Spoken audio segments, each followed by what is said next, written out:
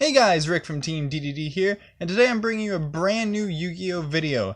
And today I'll be showcasing you guys my new Vampire deck profile with the brand new Dark Saviors support. So anyway, let's get right into it. So to start things off, we have our 3 Vampire Familiar along with our 3 Vampire Retainer. The main reason I'm showing these two cards together is they basically do the same thing, but different ways.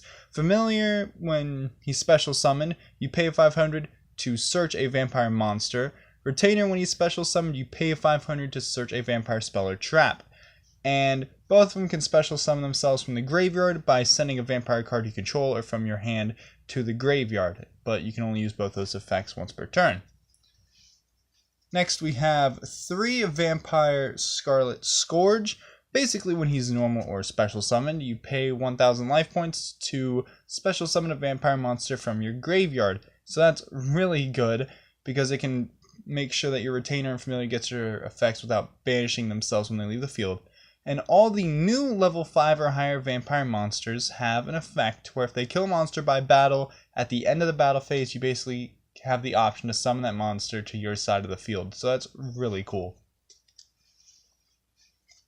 Next we have 3 Vampire Fraulein. She is honestly the backbone of the deck. If they did not have her, they would be not that great. Basically when a monster declares an attack, she summons herself in defense position, and you can pay life points in multiples of 100 to a maximum of 3000 when a zombie monster attacks to have them gain that many attack points. So basically you can pay 3000 to have a monster gain 3000. Now that does seem kind of shaky, but their continuous spell card is what makes this effect absolutely ridiculous. Next we have 2 Vampire Duke.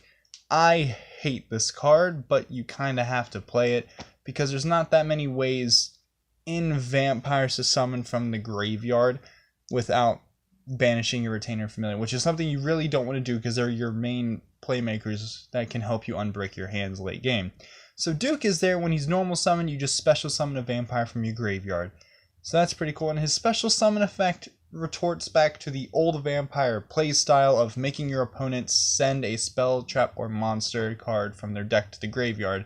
So that you don't really want to use that effect too much because a lot of cards nowadays have graveyard effects, so that can be helping them more than hurting them. Next we have 1 Grimson. He's very situational. Basically you can pay 1000 life points per monster if a monster or monsters would be destroyed by battle or by card effect, and you have to pay life points for all the monsters. So if your opponent Raigekis and you have 5 monsters, you have to pay 5000 even if you want to let like some of them die, which really sucks because that can kill you, but he's there to help protect your board from that, because if you're in a state of advantage you can have like over 10,000 life points easily with this deck. Next we have 1 Red Baron. I find him a lot more useful than Grimson. He has high attack, not only that, but you can pay 1000 life points to target 1 monster your opponent controls and another vampire monster you control, switch control. So you can give your opponent like a familiar and give yourself like their problematic monster and just attack for more damage. For the last vampire monster we have Grace. She's kind of mandatory as a 1 or 2 of, it's all personal preference, but she has to be played now because she enables rank 6 plays like crazy, because when a level 5 or higher zombie type monster is special summoned to your side of the field by the effect of a zombie type monster, she basically pays 2k, summons herself out from the graveyard. And her other effect is irrelevant because it's the old vampire playstyle, but you can do that if you know what deck you're going against doesn't have that many grave reliant cards. And of course we're playing a zombie deck, so you know what type of engine we have to play.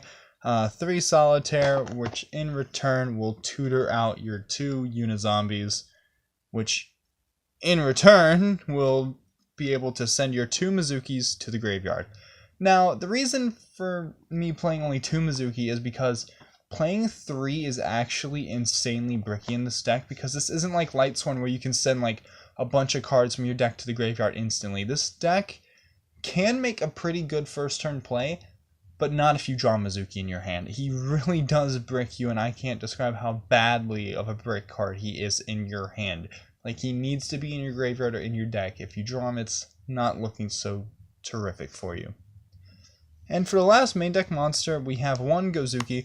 I really want to bump him up to 2 in all honesty. I'm thinking about cutting a Duke for him because basically he's honestly really good because he's a Foolish Burial. Being able to send a familiar or retainer from your deck to the graveyard instantly is the deck's power play, because being able to just get that instant search to get you pluses and be able to set up your board a lot faster is really good. So I'm really considering bumping him up. Now we're moving on to spells. Now here is their very good continuous spell card, Vampire's Domain. This is basically their version of Seraphonite. Once per turn you can pay 500 life points. During your main phase you can get an additional normal summon of a vampire monster this turn, so that's really cool. And now here's the effect that makes this card absolutely insane. Each time your vampire monster inflicts battle damage to your opponent, you gain that much life points. So Fraulein, if you attack, let's say they have an 1000 attack point monster and you have Scourge, you pay 3k and you're basically going to be dealing 42 to them. So you're gaining 1200 basically by dealing 4200 to them, which is honestly amazing because that's how your life points start to add up. Like if you get a bunch of direct attacks off, your life points go through the roof in this deck. And then on to the next card we play, we have 3 Vampire's Desire. This is basically Foolish Burial and Monster Reborn in the same card, so that's amazing. So you can only activate one of these effects of Desire once per turn. You can target a face-up monster you control, send a vampire from deck to grave, and it becomes that level till the end of the turn. So there's your Foolish Burial aspect. And the other effect is basically you target a vampire in your graveyard, send a monster you control to the graveyard, special summon that vampire monster. So it's like you have to send a monster to Monster Reborn something. So it's not too bad. Like if you draw Mizuki, you can always pitch the Mizuki off a Desire's effect and then summon a vampire from grave. And then, of course, we're playing an all-dark deck, so we'll be playing 3 Lure of Darkness for consistency. And then for one-ofs, we have the 1 Foolish Burial, because, again, being able to send things from deck to graveyard is really good in this deck. And 1 Monster Reborn. Basically, this card is a very power 1-of. It's basically like Rogeki in a sense. You don't have to play it necessarily, but in this deck, I find it very key, because it's a card that can honestly help you get familiar and retainers effects off without banishing themselves, because doing that is so important for the deck, because the moment they banish themselves it puts you in a very tight position, I guess is the best way of saying that.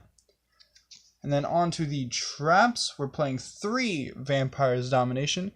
This card's amazing, oh my god. When a spell trap or monster effect is activated while you control a vampire monster, you can negate that activation and destroy the card. Then, if it was a monster, gain life points equal to that monster's attack. So that's really good. It sucks that you can only activate 1 per turn, but that effect is honestly amazing. Like, this card is a 3-up staple, no doubt. It's searchable, and a lot of the times you want to draw into it instead of searching it so you can advance your plays and then just have this set. So Domination is a very great card. And then we have 1 Awakening. This is the last card in the main deck, and in all honesty, this card's not bad. I wish I could bump it up, but deck space is so tight that it's kind of hard to. So basically, this card just summons a vampire from the deck, and it's destroyed during the end phase. So the main play with this is you summon Familiar during their turn and search Fraulein, so you have that play. Not only that, but it's also used to just summon Scourge during the end phase of their turn to summon a vampire that was destroyed. So Awakening is a very good card for that reason. So that's it for the main deck, and now moving on to the extra deck, we have 2 Dhampir Vampire Sheridan, the new Xyz monster that they received in this set. Basically, he requires 2+ level 6 monsters, so he can use like 5 level 6 to make him. Once per turn, you can detach your material, target a card on the field, send it to the graveyard.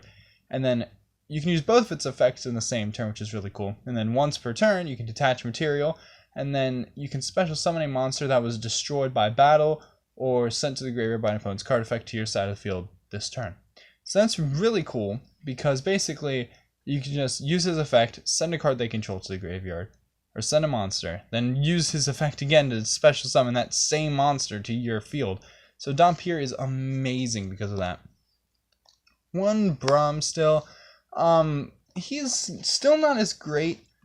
He was never really a good card, but still being able to special summon an opponent's monster to your side of the field is very good nowadays, because the deck's playstyle is oriented from the way it was then. and it's changed itself to be more of the special summon your opponent's monsters kind of a deck. So Braum really has a lot more utility in this deck than the old Vampire deck. Now we're going to move on to Synchros. I play one FA Dawn Dragster. Now there is a cool combo if you open a Solitaire and Desire, which ends with a Dawn Dragster and Domination set, which is honestly a very strong board. But Dawn Dragster usually make, because Unizombie, you tend to pitch a card from your hand and send from deck to graveyard to make himself a level 5, and usually you'll send Retainer. So being able to just special the Retainer, make Dawn Dragster, and then set Domination with Vampire on field is very, very good. So that's why I played Dawn Dragster, to give you that extra negate. And then of course we're playing a zombie deck, so 1 Omega. So basically, if you're playing a zombie deck, you play Omega, there's really nothing else to say. He's such a good card. Not only that, but being able to recycle your Retainers and your Familiars and your Mizukis is honestly amazing. Then moving on to the Link monsters, we have 2 Vampire Sucker. I sadly only have 1. I'm really sorry for the proxy, but you need to play 2. He's very good for the deck.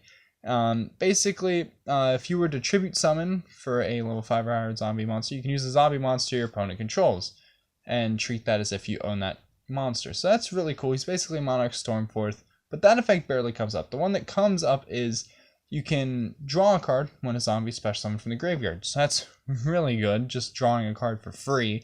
And then he has another effect which kind of tutors into his first effect. You just summon a monster from your opponent's graveyard to their field and make it a zombie. So that's kind of how that effect comes into play. Then we have 1 Underclock Taker to help out problematic monsters. Nightmare Cerberus and Nightmare Phoenix, because this deck can do a lot of cool Link plays, which I find really awesome. So basically, if you just have these 2 on the board, it's honestly a very hard board for a lot of decks to out, which is very crazy. But just having these 2 is very nice, because they can be removal and also kind of like a little bit of a stun board. 1 Topologic Trisbana. Being able to just nuke all the back row is honestly amazing. And this card can also help your deck out in a way that kind of goes back to the combo I was talking about. And then 1 Topologic Bomber Dragon, because Topologic's a really good card. So I guess that's that. And the extra deck's not complete. I am still missing some cards that are coming in the mail, but I need to get this done as soon as I could. So for now, you can just make it like personal preference. I'd heavily recommend more Synchros, more Xyz, like Photon Strike, Bouncer, all that stuff, or even Borreload for more Link monsters if you really wanted to. So thank you guys so much for watching. I hope you all enjoyed, and leave your comments down below if you would play this any different, and if you're very excited that Vampire's got new support. Thank you all again for watching, and I hope you all have a great day. Bye-bye.